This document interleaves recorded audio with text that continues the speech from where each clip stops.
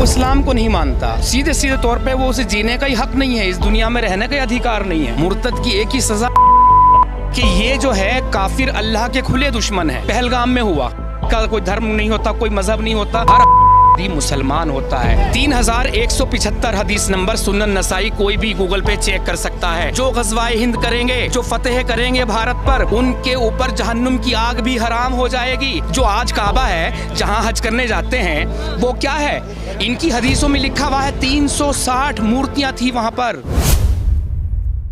हमारे साथ आज मौजूद है इमरोज आलम। ये अपने आप को कहते हैं एक्स मुसलमान, और ये बता रहे हैं कि ये इस्लाम को छोड़ दिए हैं। ऐसा है क्या सर? हाँ, देखिए, इस्लाम को जो भी ठीक से समझ लेता है, अंदर की हकीकत जान लेता है, तो फिर वो मुसलमान रह ही नहीं सकता। फिर वो अपने आप ही एक्स मुसलमान हो जाता है। क्यों सर? क्योंकि इस्लाम में जो कट्टरता है, जो कट्टरवाद है, वो इस हद तक है, इस लेवल पर है कि जब आपकी दोस्ती गैर मुस्लिमों से होगी, आप देखेंगे ये तो बहुत ही अच्छा आदमी है, ये तो बहुत ही प्यारा इंसान है, लेकिन जब देखेंगे कि आपका जो कुरान है उसके की बात कर रहा है, उसको की बात कर रहा है, किसके मानने की बात? जो इस्लाम को नहीं मानता, गैर मुस्लिम को, सीधे सीधे तौर पे वो उसे जीने का ही हक नहीं है, इस दुनिया में रहने का अधिकार नहीं है। जो इस्लाम कुरान साफ तौर से एक जगह नहीं कहता, कई कई जगह पर कहता है, बार बार कहता है, कसरत से कहता है जी। अब जैसे कि एक चीज़ और बता दें, लोग कहते हैं कि इस्लाम को छोड़ना आसान नहीं है। आप छोड़ देते हैं इस्लाम को, लेकिन इस्लाम आपको नहीं छोड़ता। कि इस्लाम को छोड़ने की सज़ा भी मौत है। अच्छा जी, एक्स मुस्लिम को अरबी में कहते हैं मुर्तद। मुर्तद की एक ही सज़ा जुदा, और अल्लाह ने सूरह तौबा में साफ तौर से फरमा दिया, ए ईमान वालो, जो बाप वगैरह दादा जो भी हैं रिश्तेदार, करीबी खून के सगे रिश्ते, अगर ये दीन से फिर जाए तो इनसे दोस्ती ना रखो। इसी तरह से जब मैंने इस्लाम का अनाउंस किया पब्लिकली कि मैं छोड़ चुका हूँ भाई, मैं आज से मुसलमान नहीं हूँ, मैं सिर्फ़ और सिर्फ एक इंसान हूँ, तो आप जान सकते हैं कि पूरे घर परिवार सब ने रिश्ते नाते ख़त्म कर दिए। वो तो यहाँ संविधान है जिसने रक्षा कर रखी, बचा रखा है, वो भी तब तक जब तक कहीं इनका मौका नहीं लगता। अच्छा, तो कुरान सिर्फ आप तो पढ़े नहीं है, आपके घर वाले भी पढ़े होंगे और भी सारे मुसलमान पढ़ रहे हैं। तो ये बात जो कह रहा है कि गैर मुसलमान को आप मानते हो, अगर उनको जगह नहीं दी जाती है या गैर मुस्लिम के लिए उसमें सही शब्द नहीं इस्तेमाल किया हुआ है, फिर वो लोग इस बात को क्यों नहीं मानते?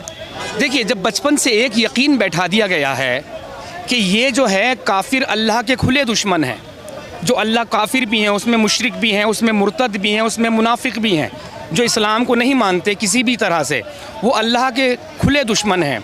और जो अल्लाह का दुश्मन है तो आप उसके दोस्त कैसे हो सकते हैं भाई? मतलब अच्छा, आप इस्लाम में रह के इस्लाम को विरोध नहीं कर सकते, उसका विरोध नहीं कर सकते हैं? सवाल नहीं कर सकते। विरोध तो अलग चीज़ हो गई, सवाल आपने कर लिया। सवाल तो तभी करेंगे ना किसी चीज़ पे शक होता है, और इस्लाम पे आपने शक किया ज़रा सा, आप खारिज इस्लाम। आप तो सीधे सीधे इस्लाम को गलत बता रहे हैं। नहीं, मैं गलत नहीं बता रहा, मैं लिखा हुआ बता रहा हूँ। जैसे ये पहलगाम लिखा है, कुरान किसने लिखा? कुरान अल्लाह की किताब है, और मैं हदीसों पर बात अब करनी कम कर दिया हूँ, क्योंकि ये हदीस को जो इनके मतलब की होती है, हदीस जो मोहम्मद साहब ने कहा, तो अल्लाह गलत लिखे हैं? नहीं, अल्लाह ने जो कहा है।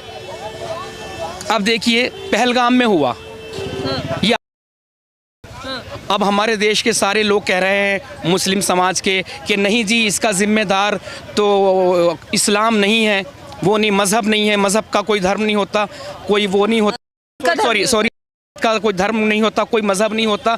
तो मैं कहता हूँ बिल्कुल आप सही कह रहे हैं। हाँ, का धर्म नहीं होता, का मज़हब होता है, इसीलिए मुसलमान होता है।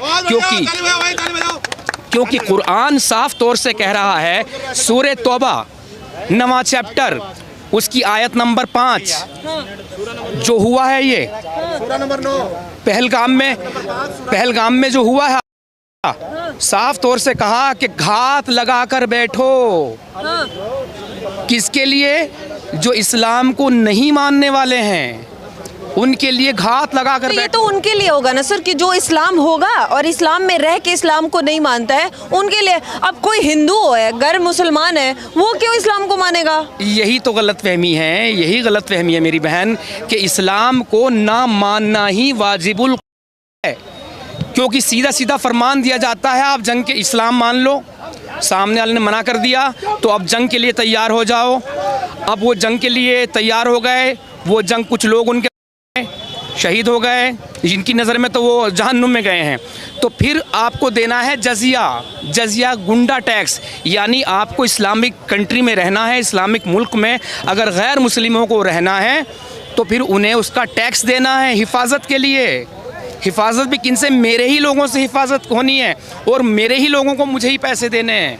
तो आपके परिवार वाले आपको नहीं सपोर्ट कर रहे हैं, आपको नहीं एक्सेप्ट कर रहे हैं? सपोर्ट वो सिर्फ ये भी कह देना कि भाई जो तुम्हें करना तुम जानो, हमसे कोई मतलब नहीं। सारे अजीज़ रिश्तेदार, तमाम अहबाब दोस्त ये कह दे, सारे मुसलमान ये कह दे कि हाँ ये झूठी हदीसें हैं कि जो इस्लाम छोड़ दे उसको मौत की सज़ा नहीं है। मुझे देवबंदी था, मैं मुस्लिम, देवबंद से एक फ़तवा ला दो कि जो इस्लाम छोड़ दे, इस्लाम में कहीं उसके लिए मुर्तद की सज़ा नहीं है, तो मैं बिल्कुल टोटली किसी भी चैनल पे आकर कहना बंद कर दूंगा, अपना चैनल भी बंद कर दूंगा।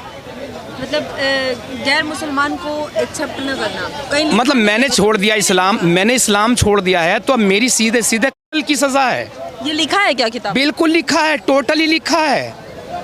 खैर हम पहलगाम पे बात कर रहे थे तो सूरह तौबा ने साफ साफ तौर से कह दिया किस किस तरह से मानना, जो मैंने आयत नंबर 5 कही है, और बहुत सारी आयतें हैं। और एक हदीस है सुनन नसाई, जिस पर मैं बात नहीं करता, लेकिन पाकिस्तानी हदीसों पर बात नहीं करता, लेकिन पाकिस्तानी जो लोग हैं वो इसको मानते हैं। 3175 हदीस नंबर सुनन नसाई, कोई भी गूगल पे चेक कर सकता है। ग़ज़वाए हिंद की जो बात करते हैं ये अपने मुंह से नहीं कहते, मोहम्मद साहब ने खुद फरमाया है, खुद कहा है, जो ग़ज़वाए हिंद करेंगे, जो फतेह करेंगे भारत पर, उनके ऊपर जहन्नुम की आग भी हराम हो जाएगी। अभी आपने देखा दोस्तों, नहीं देखा तो आप सर्च कर कर देख लीजिए पाकिस्तानी मीडिया को, जिसमें मौलाना साफ तौर से कह रहे हैं अल्लाह के हुक्म से अब ग़ज़वाए हिंद होगा, हम भारत पे फतेह करके रहेंगे। तो कैसे ये होंगे हमारे, किस तरह से होंगे? इनकी तो 1400 साल पहले हदीसों में आ चुका है ग़ज़वाए हिंद करने की बात। तो आप तो अब इस्लाम को इनकार कर दिए, तो फिर आपका क्या होगा? अब मेरा क्या होगा? जैसे माँ बाप भाई बहन सब कुछ नहीं, माँ तो खैर पहले इंतकाल कर चुकी थी, कोई नहीं है। जैसे कहते हैं ना अल्लाह बेनियाज है, अल्लाह का कोई माँ है ना, बाप है ना, भाई ना बहन है। वही तो अल्लाह कह रहा है कि आप इस्लाम के खिलाफ नहीं जाओ। दूसरी बात कह रहा हूँ कि जैसे अल्लाह को ना किसी ने पैदा किया और ना उससे कोई पैदा हुआ, उसका कोई सगा नहीं है, तो इस्लाम को छोड़ने के बाद भी एक इंसान ऐसा हो जाता है कि इस धरती पर अब उसका कोई सगा संबंधी, कोई रिश्तेदार नहीं है।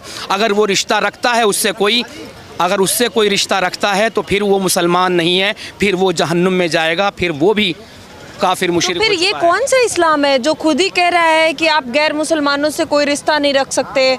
आप अगर मुसलमान को नहीं मान रहे तो आपका क्या हो जाएगा?